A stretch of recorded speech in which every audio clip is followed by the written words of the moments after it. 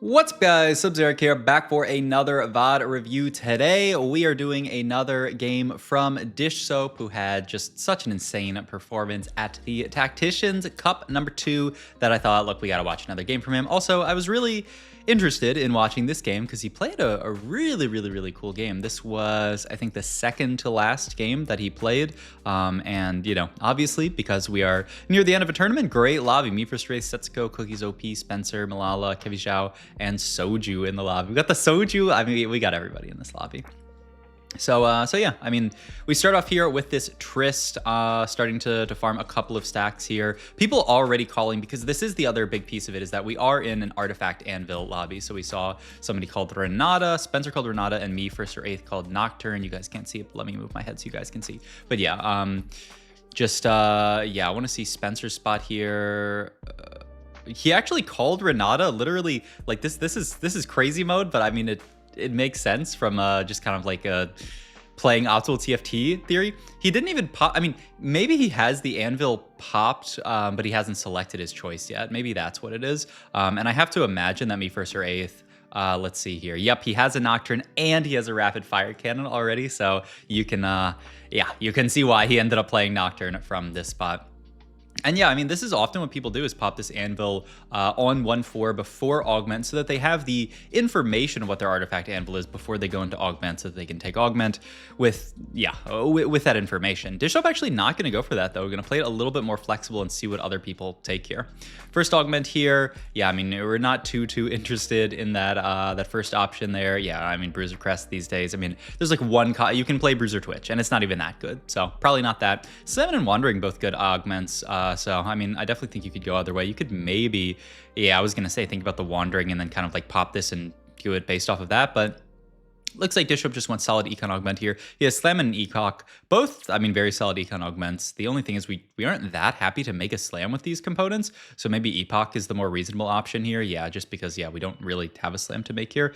And we're going to pop the Anvil, and we see four kind of weird options. So I want to actually pull up just kind of like artifact win rates to see what like the best stats wise one. Yeah, I think the best stats wise is Prowlers here, with the idea of playing like an ambusher angle. You do have like Prowlers even, or Edge of Night here if you want to go that angle. The problem is we don't have any of the units to play towards it. Outside of that, I don't know. Snipers is obviously really good if we want to play Nocturne, but obviously Nocturne's contested. Talisman of Ascension is just it's the worst one in the game by far. Sylvanmere Dawn, not amazing these days. So yeah, I mean, it's really between, I would say, Snipers and Prowlers. And if we take Snipers, we could maybe do some kind of tempo Nocturne idea, but we can't really play Nocturne reroll here. We do at least have the Epoch, so I guess we wanted to contest Nocturne reroll. We have that upside, but we're just gonna, yeah, hold on to the Tristana, put this on him, and yeah, I mean, you can see Malala here doing that ambusher idea with the Prowler's Claw. Kind of interesting with Starry Night to play into ambushers, just because like you're not going to actually get all of that much. I mean, you can't get like a Smeech 2, you know, who is one of your primary carries here. It's just going to give you stuff like Camille 3 and I mean, I guess Powder 3, not bad. But yeah, this is one of the reasons why I was kind of interested in this game from the start. Is, I mean, this is a weird spot for Dishsoap. I think a lot of people would be really uncomfortable playing this spot, and especially scouting around the lobby, seeing all these people with insane spots. You know, the Nocturne guy with the rapid fire cannon. I mean, this guy's no scout, no pivot. And yeah, so this is Spencer, who ended up, yeah, deciding to play Visionaries with the Blighting Jewel. So eventually, I mean, it's solid on Morgana now. Eventually it can go into Malzahar, which will be really nice. We do end up hitting Triss too. So the big upside from this spot is we do have a pretty good early game here. We do also have the ability to level up here if we want to, or yeah, we are going to go for the level here. Yeah, and Dishsoap does a little bit of a scout. With Epoch, it's pretty free to make this level up, just because like there's no reason not to. It's an even interval because of the XP that we've gotten from Epoch. So yeah, no real downside to it. Also, looks like Kevi Zhao also in this Nocturne comp. So two people playing for Nocturne here. I feel like as TFT metas get developed, this becomes more and more of like a thing, where like reroll comps are seen as so strong that there are people who will decide to just contest them. You know, this Nocturne comp with the range extender is so strong that it actually makes sense to play it contested. But it's actually pretty good for Dishsoap. It means that no one's just going to get like a Nocturne 3 for free. Itemize off Carousel here. We're kind of forced to end up taking this Chain Vest, which is a bit rough. But I mean, maybe it's not, honestly, a Bramble Vest in this lobby. There's the Nocturne players. There's like a lot of people playing towards AD type stuff. Well, yeah, it's the Nocturne players and that guy who is playing towards Ambushers as well, and that's actually about it. But I mean, you know, not the worst. Maybe we'll just make a Crown Guard, yeah, because of that. Because, you know, the armor is pretty good, but then we can hold the chain open for something like a Sunfire down the line. Yeah, this is pretty good. Also, maybe an AD. I mean, you could think about playing Reroll from here. I don't know that Sniper's Focus is like amazing on Trist. I mean, I'm down actually. If I'll throw into the Explorer here, Trist 3, and then go to items and search Sniper's Focus and see if it's even negative delta. It is a barely negative delta, so you could maybe play like a Trist reroll angle from this spot. I would say it's not the craziest thing. It's a little weird, but you know, maybe we could go for it. We do have the Sentinels already as well, which oftentimes people.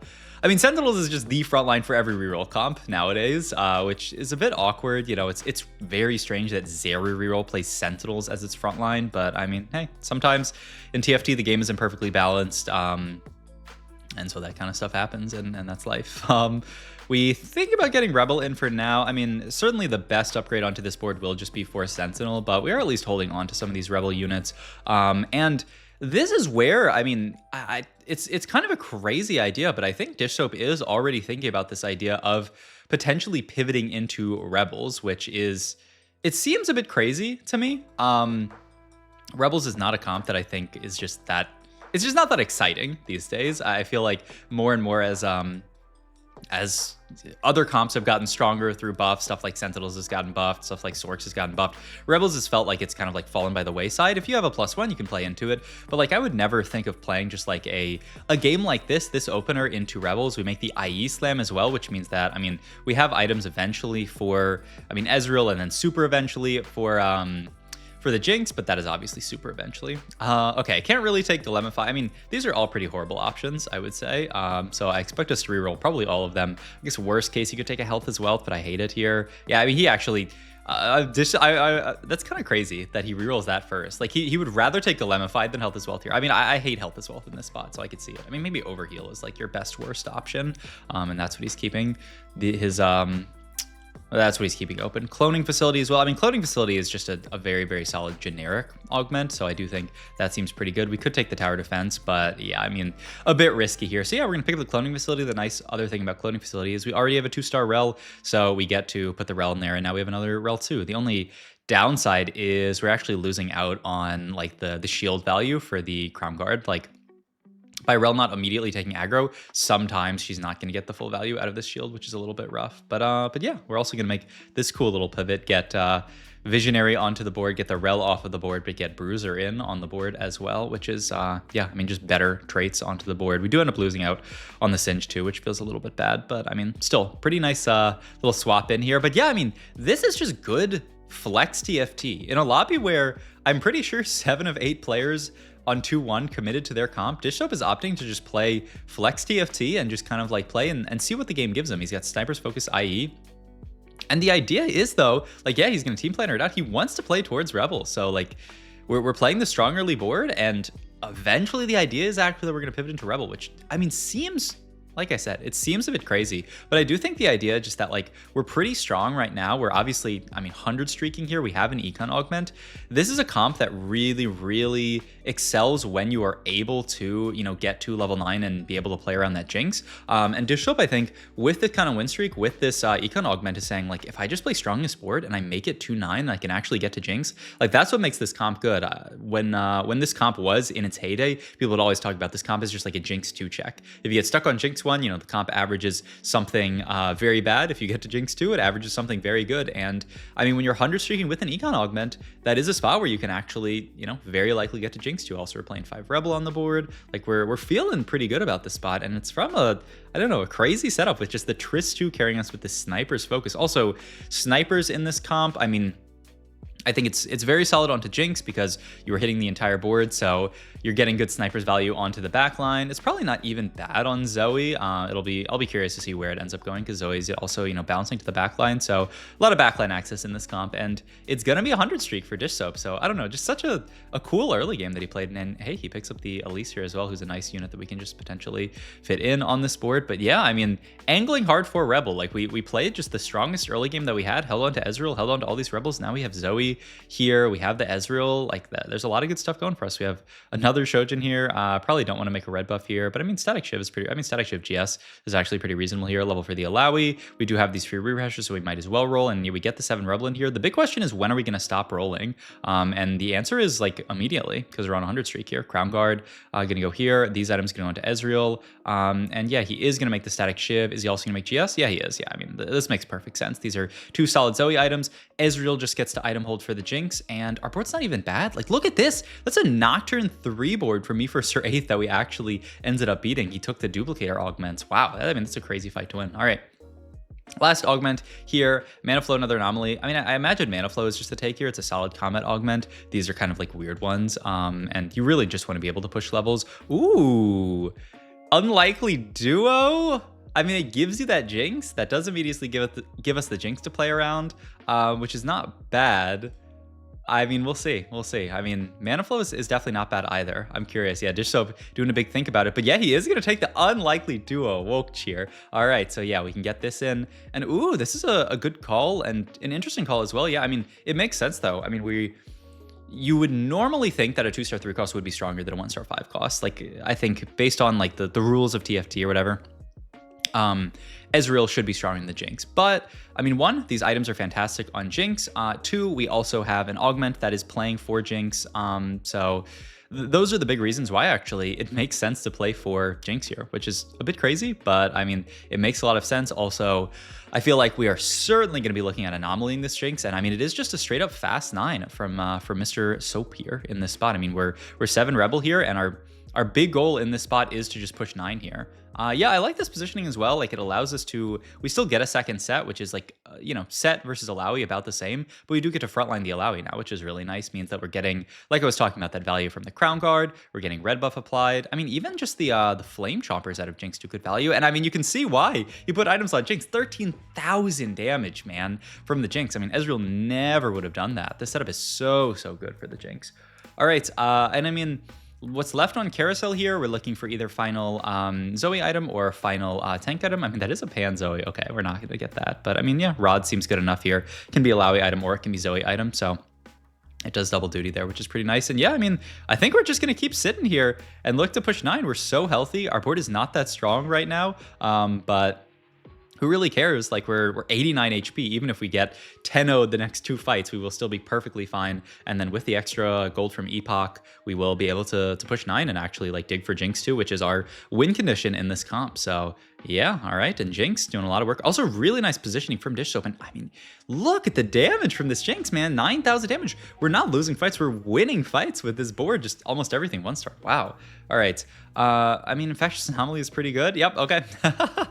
I mean, every game I'm always curious, like, ooh, what's the like cool, innovative augment or anomaly that we're gonna take here? Ooh, I'm so excited. And then every game it's just Infectious Anomaly, man. It's Infectious Anomaly, or it's this one that the Quick Striker guy is taking, the one that spreads stats. Turns out spreading stats to your entire team is pretty good. So I mean, the spot looks fantastic. Once again, just take a breather for a couple of rounds. Probably, I mean, actually, we can 5-1 it with the extra XP, right? I think that's going to be on interval. It's 8. We're getting 2 more here. No, actually, it's going to be 5-2 that's on interval, I think, here, because this is 8. So we're going to be, yeah, I think 5-2, because we're getting 2 this round, 2 to get to 5-1, and then we're getting 6 from Epoch. And so then we want the 8th XP, but it's also possible that maybe Dishsoap's gonna say, I'm healthy enough, like, or I'm rich enough, I could just push levels. Also, Spencer did end up going Giga Uncontested 8th from his spot, which, a bit unfortunate, but hey, that's life sometimes. All right, last couple of items that we need to build here. Like I said, Zoe item and Alawi item. Double Rod here could just end up being Death Cap. And yeah, Dishsoap saying, I'm rich enough here, let's level. We do pick up the Echoes, who are so good onto this board. Yeah, if we can just fit this here. And I mean, the big thing is just taking for Jinx too. I have to imagine we're going to roll pretty deep here. Yeah, I mean, to 0 gold makes a lot of sense here. He does have the opportunity to build something else here. Yeah, he is just going to build the JG, though. Yeah, like, I think this makes perfect sense. It's the third item for Zoe. The only item we can make for Alawi is another Crown Guard, which doesn't seem great. We do end up actually losing to the Ambusher player, which, I mean, that's a pretty tough matchup. This tends to be a really tough matchup for this comp just because you really, really lack single target damage in this comp. That's a Savika the second, which is pretty nice. And, oh, that's kind of weird that we decided to make a Kali 2 before Savika 2, but I mean, maybe he thinks it's actually stronger. Maybe that's just a mistake. I don't know. In any case, or maybe... No, I mean, I guess maybe this is the only way to build both. You would have had to sell the Akali to build this, and he wants to play for max cap here, and why not? We're 62 HP. This is also the reason why we're rolling so deep, is our Anomaly. You know, we took an Anomaly that is scaling with game time. Dishsoap also, like, made the really, really good call that Infectious Anomaly is obviously broken. But the other reason why it's really good in this spot is we're so healthy. This gives us the time to scale up. The worst time you can take something like Infectious is when you're about to die. And yeah, I think a lot of people say, this Anomaly is broken. I'm just going to always take it here. But, you know, this is the perfect spot for it. And when you're really low and you take a few losses, all of a sudden, like, you can actually find yourself bot 4ing. I also want to point out something really smart that Dishsoap is doing here, putting Zoe on this hex. So, like, if you look at this fight again, what Zoe's doing here, her ability bounces and then it bounces to the furthest unit within 4 hexes. This very often is going to be this corner when you're third from the right here. I've talked about this a lot. And the really nice thing here is if Zoe bounces to this Heimerdinger, then the explosion from Jinx will often kill this Heimerdinger. So let's see. It can bounce to the left side in situations like this where there's more frontliner, but you can see that hex. Yeah, I mean, it went perfectly there. It bounced to the right side on the second cast, and then Jinx casts exploded the Heimerdinger. So that's what Dishsoap is playing for. The Jinx bounce into the Zoe bounce into the Jinx KO, which is just a really, really nice little optimization. Warmogs here would be really juicy to pick up, though I don't know if we're going to be able to. Well, maybe we will. Okay, yeah, we do just get the Warmogs here. This is fantastic here. I mean, this is our final tank item. Triple items on our 2 carries and triple items on our tank. And that's Jinx too. So gross here. The only thing we're looking for... No, wait, we were doing that? Okay. I mean... That would be incredibly woke, but I don't think we're going to put the Jinx that far up just to get double Jinx, especially because the second Jinx doesn't even... I mean, it's going to be hard for her to cast, so yeah, that sounds horrible. We do get the swap off so that we are on the left side here, which is really, really nice. Zoe positioning here, perfect, by the way. Bounces right to that Silco, and then the explosion kills it. Wow, oh my god, look how low the Jinx is, by the way. I mean, could that fight have been a positioning diff? Maybe, honestly, maybe. And yeah, I mean, Dishsoap in a really, really nice spot here. Can maybe think about going 10. I would really want to get this Alawi 2 before going 10, but maybe the thought is that maybe Cookies or Kevi has an Alawi in pool. Yeah, I just saw somebody with Alawi in pool. I didn't see who it was though. So maybe that's one of those people is going to die and then we can roll. We do fight Ambushers again, and this is just going to be the bane of our existence. Yeah, this comp is so hard to beat for our board just because once again, we have so little single target damage, and especially without the Alawi 2, we just don't have the front line here. Okay, that Alawi player still alive. Pretty unfortunate, and I mean that's the dream here, is that the Alawi player ends up dying and then we get to play for our own Alawi too, which would be really, really nice. I mean, it's stage 6 and we're still Alawi 1, which is crazy, but I mean, that's life. Ooh, Victor here. I don't know how actually you fit him in here. Could just take something for, I was thinking, Redemption moves Sunfire. I was thinking just like Vow for Savika to get a faster cast, but this seems nice as well. Savika's going to apply the Sunfire pretty nicely. Doing good, scouting every single round, just trying to make sure Jinx is opposite side here so that she's getting max value out of her snipers and so that she just doesn't die here. And we'll see what we can do for this Nocturne board. This is another board where single target is king, but I mean, you get that Jinx cast off and who cares about single target? We just blow up the entire board here. Also really, really hoping that, I mean, this could be really, really good for us. Nah, I mean... okay, yeah, so that player does end up winning. Cookies goes down. Was Cookies the person who was holding the, no, this guy, Kevi is holding 3 Alawis. That's the dream. Yeah, Kevi's is playing, one of those Sentinel reroll comps. We really want Kevi to go down before we actually roll for Alawi 2, because I mean that's 3 out of the pool at this point in the game. It's really, really impactful. Also, I mean, their positioning is so beneficial for us because this is just giga snipers value. This is all the snipers value you could ever want here. So once we get to this last cast here, it was a little scary there. Yeah, I mean, the Victor ended up being really annoying for us there, so we do end up losing, and that's, I mean, it's a win for Kevi, which means that still these Alawis are out of the pool. This is so tragic. And then Me First or Eighth is also Alawis, right? Yeah, he's also playing a similar setup unless that was him scouting Kevy again. So it's just, there's so many, it's actually so unfortunate the amount of Alawi's out. But I mean, that's just how it is. Yeah, I think this is me first or eighth. Yeah, so 6 Alawi's out between them, and then we have 2 out, so that's 8 out. So Dishsoap, I mean, really is not realistic for him to roll down here until Kevy goes down. Hopefully me first or eighth beats Kevy. Yeah, this is actually beautiful for us because this means Alawi 2 is so much more likely here. I mean, we could just take the Victor to deny it. It's also a Morello's here, which we don't really need because we have Sunfire, but it is denying Victor. And now we're going to level up here. We can dig for other stuff. We went for the Reforge actually on the Sunfire. Oh, that's pretty smart because, yeah, I mean, like, who needs the Sunfire now that we have the Morello's? Ah, that's a really cool little optimization from Dishsoap. Reforge the Sunfire, and we end up getting Renans. It's like kind of whatever. But, you know, imagine we had got something better. If we get a better tank item, we can go on Alawi. If we get a good item for Savika, we can go on Savika. This Victor here is really important for buying us time. Yeah, I mean, that is huge here versus this board, which we're having trouble versus Kevy's board, but honestly, we've been beating me first or eighth board, so it was really, really fortunate that that the fight ended up going that way. And he's finally also going to dupe this Alawi here, just saying, I need more frontline. I don't really need more Savikas. You know, Alawi benefiting from 7 Rebel is so big, so this makes a lot of sense. And yeah, one more fight. We got Jinx on the correct side again. Will this be enough to win the fight? I mean, it doesn't even look close, man. Jinx cast coming, boom, one taps the board,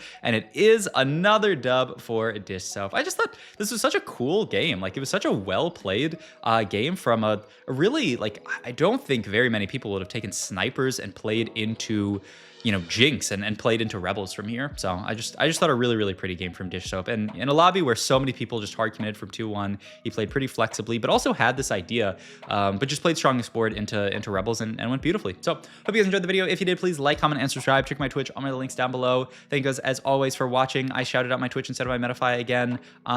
Check out my op.gg, all the links down below to their overlay, to their stats websites, all their cool stuff. They're a great website and a very good supporter of the channel. So go check them out, and I'll see you guys in the next video. Thanks for watching.